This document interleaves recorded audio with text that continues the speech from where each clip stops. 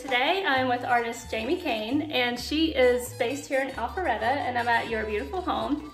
And you've just made me a very delicious and aromatic cocktail. So tell me about this drink, please. This is called a grapefruit basil spritzer. Okay. And I used Spindrift, which is like club soda, basil, a real grapefruit, and a tiny bit of Tito's. You can also, I use bitters, which I love bitters. They're medicinal and they add a nice herbal flavor. You can use orange bitters, grapefruit bitters. I use the original flavor. And sometimes I'll put cucumber in it and basil, or lime and basil and cucumber, because it's very garden and fresh for spring, and I just think it's kind of a fun drink. Yeah, and it's very delicious, and you're saying it's good for like your dietary? Well, I think bitters are good for digestion. I don't think Tito's is very much, but you know what? You can make this drink without Tito's. Or with Tito's, and if you want to just say it's good for digestion, sure, right? It's really good for digestion because the bubbles and the bitters. All right, I like it. It's all good. It's a salad in a drink. A salad in a drink. So yes, there we go. You sold. Cheers. Cheers. So tell me, what led you to become an artist? Okay, so I always, as a child, loved to draw. I think most children do. And I never lost that love of drawing and painting. My parents encouraged me a lot, my sisters and my teachers. And I really always I grew up in Florida, and so I grew up in a very small town. So I wasn't exposed to museums or to, culture, really. It was a really small town on the Space Coast. So my art came from just observing nature, the beach, the flowers, the sky. As I got older, I went to the University of Florida. I wanted to major in art when I was considering my major, and my dad quickly discouraged me because he thought I needed to earn a living. So I majored in business with a degree in marketing, which, thanks Dad, because actually he was right. At the time in the early 80s, art as a degree wasn't probably the right way to go. I think now it's different with a lot of digital art and more graphic design, and I think there's a lot more opportunities for artists to make a living. Yeah. So I was in pharmaceutical sales for 10 years, and I still continue to take classes at community centers, which I'm a big fan of, just for anyone that's starting out in art, and it's an affordable way to take lessons and continue that creative interest. So I took portraiture, I took watercolor, I took all kinds of classes, drawing, and I raised 3 sons after I retired from pharmaceuticals. And all the while, moving and having a baby and moving, I was still keeping that passion. I didn't have time for it, but I would read books about art. I would just sit and look through a catalog of art supplies. Literally, it was just, I was so interested. Yeah. And then eventually I got to where I could take a workshop and maybe travel to a beautiful spot to do a week-long or a 5-day-long lesson where you're learning more intensively and you're devoting your time. So I did a couple of those when my kids were older. And that's when I really thought, okay, this is something I want to do. I would say I'm self-taught, but not really, because I took so many classes. I'm not taught in a formal university setting, but I took with Chris DiDomizio, who's a very renowned realist teacher here in Atlanta, and Nancy Frank and Gary Bodner, and several other artists from around the Southeast. And so after that happened, and I became more skilled, I decided, okay, I really want to just do this. My last son graduated from high school. It was really clear to me, like, empty nest, empty nest. So I had the time and the energy and the passion. So that was really when I started painting all the time, about 5 years ago. And so it's been a part of my life for a long time, but only recently a full-time part of my life. Right. And I really relate to that because I did work, and then I had the 3 children. So it's come full circle for me. Yeah. So I feel grateful that I'm doing this at this point in my life. Yeah. So that's nice. It's like you knew you wanted to do art early on, and now you might have gone a roundabout way, but you're finally there. You finally found. Yes, I feel lucky. I feel fortunate. My husband at the time encouraged me to paint, and he always was supportive of my creative desire. So I appreciate that. And, you know, you always have people along the way that are influential in whatever you're doing. So my parents, just different workshops I've been to, and I have to mention Ray Broyles. She's the Fountainhead. She started Fountainhead Art Center, which now is no longer, but she was very encouraging to me.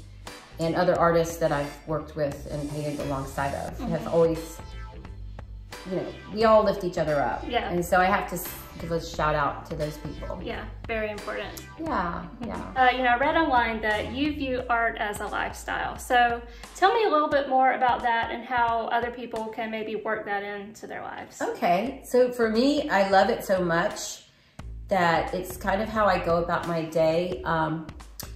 And not to sound too, I don't know, woo-woo groovy, but I love to paint the sky and landscapes. And so as I go through my day, I look at color, I look at light, I look at how things look, and I appreciate it. And so even if I'm having the worst day, I will notice things. And it's just a way of looking at the world. I think a lot of people get caught up in life, they get distracted. We all have our phones.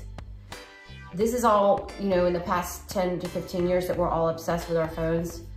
But if we can just put that aside for a minute and just look around, you know, whether it's the beautiful fiddly fig ficus tree in my house, or the colors of the sky, or the spring, the buds coming out on the trees. These are all things that are inspiring to me. Yeah.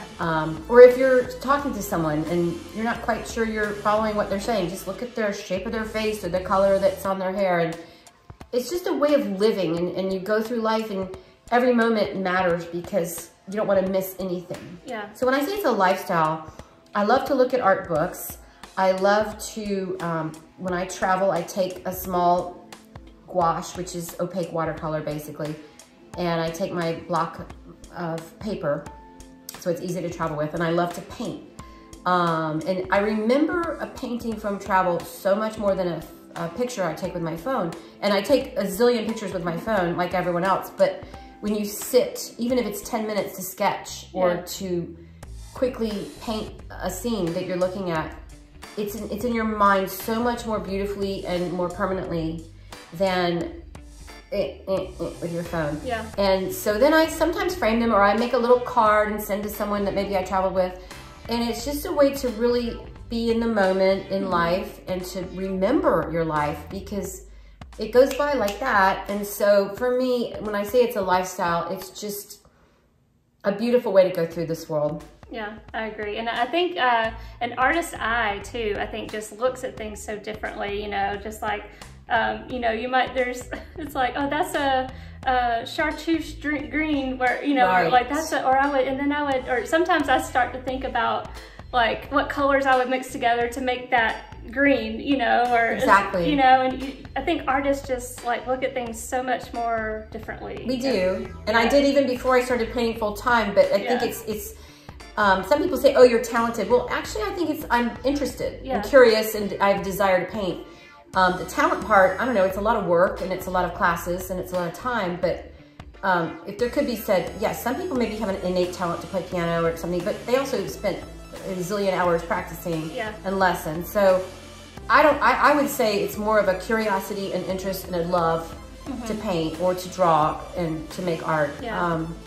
That's kind of where I was coming from when I said it's a lifestyle, because it is my life, and it's hopefully the only thing I can think of is if someone looks at something I've painted, I would hope they would try to see something maybe they wouldn't, next time they're driving on 400, maybe they'll look up at that sky, or they'll look at the way the trees zoom by you, and they'll be more aware. Yeah. You know? Yeah, definitely makes an impression. Yeah. You're lucky enough to have 2 studio spaces. You have, so we have one in downtown Roswell, and then you have one here in your home. So can we go see the one in your home? We sure can. All right. Let's go.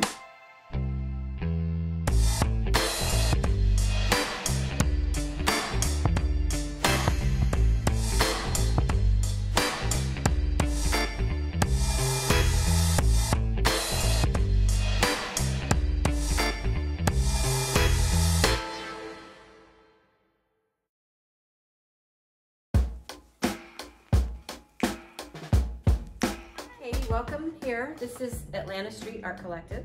And I share this space with 7 artists. There's a sculptor and then the rest are painters. And I have a really cool spot, so come look. All right. I have a corner space with 2 windows.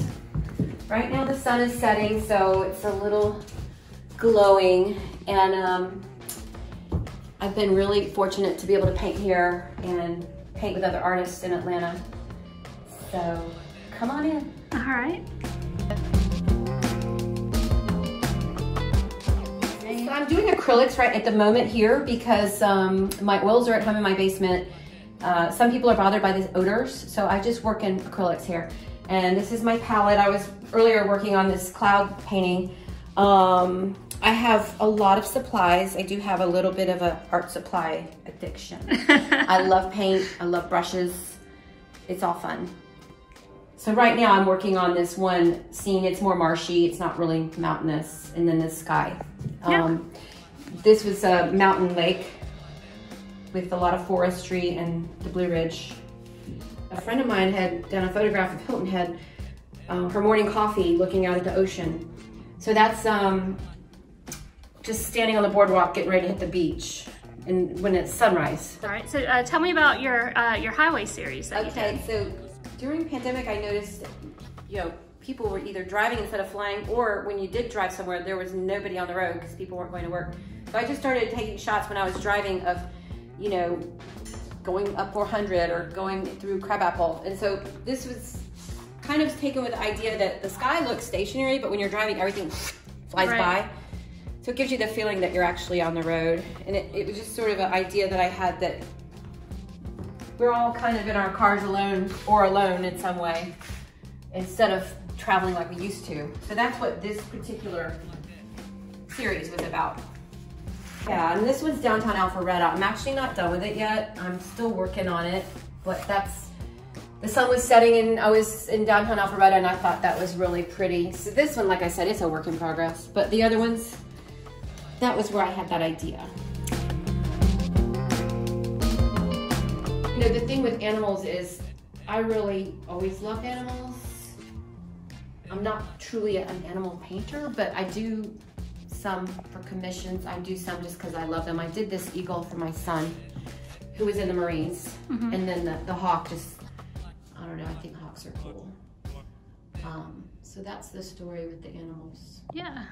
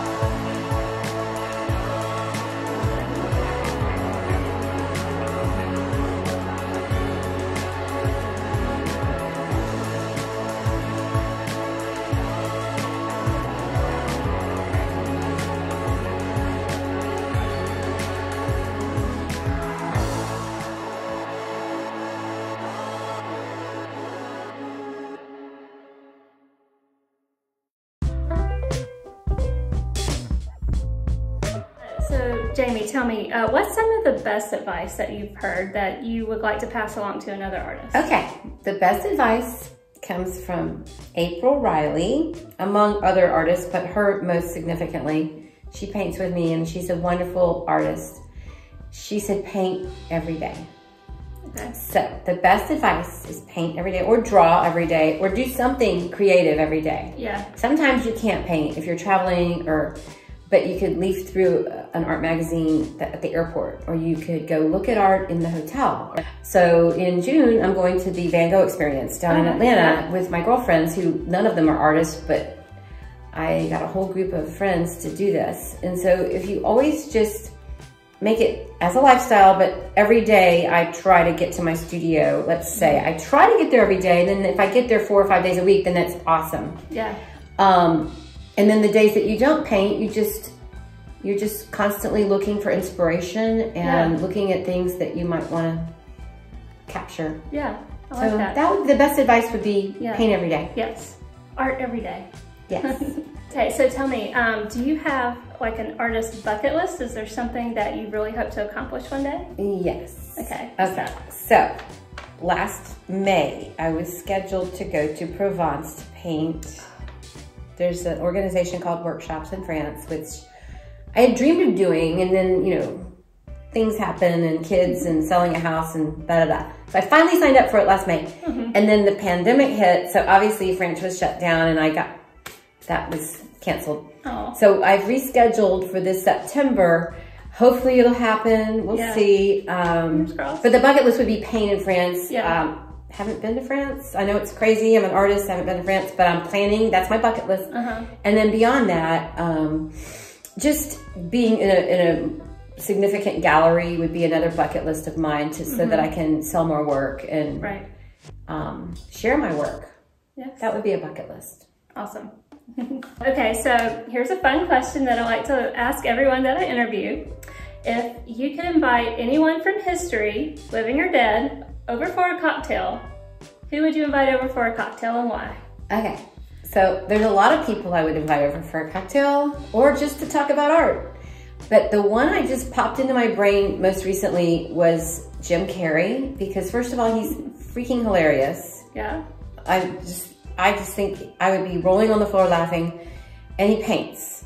And he took up painting, I believe, later in life, like lots of us did.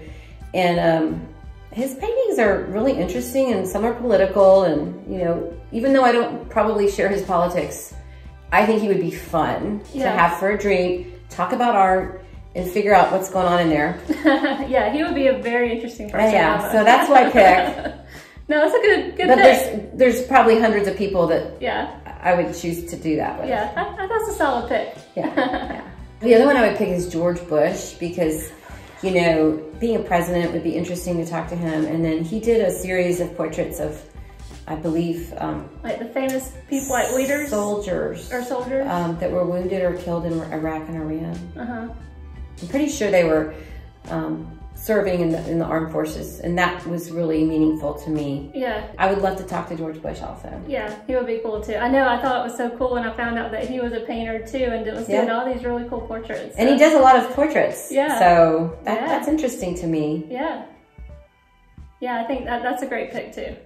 Okay, so tell me, what is on the horizon for you next? What's coming up next?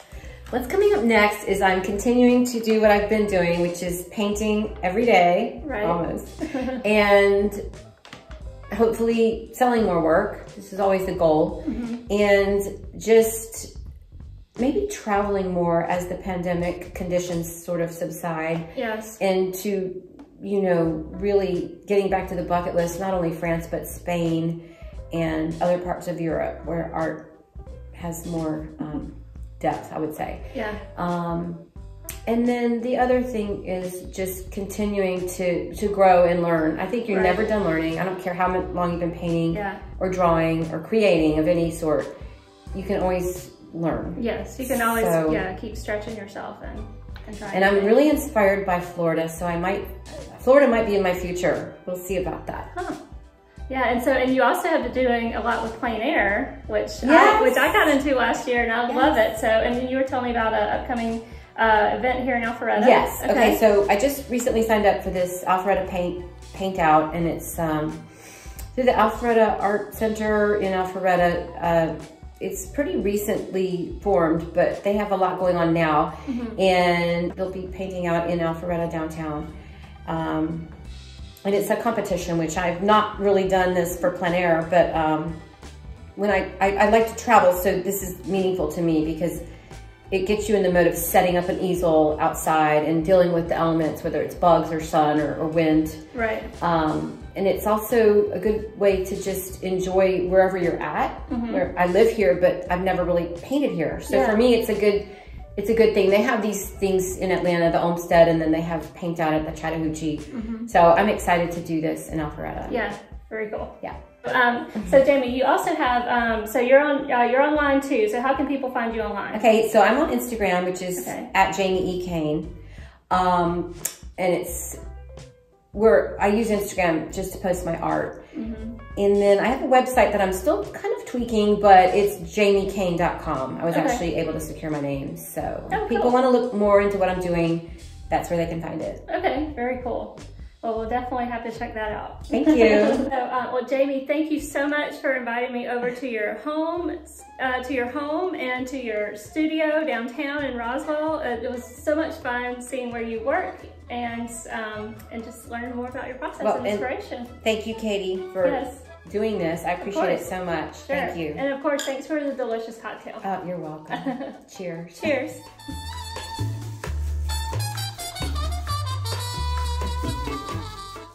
Join us on the blog where you can learn more about Jamie's work and of course get the recipe for that delicious cocktail.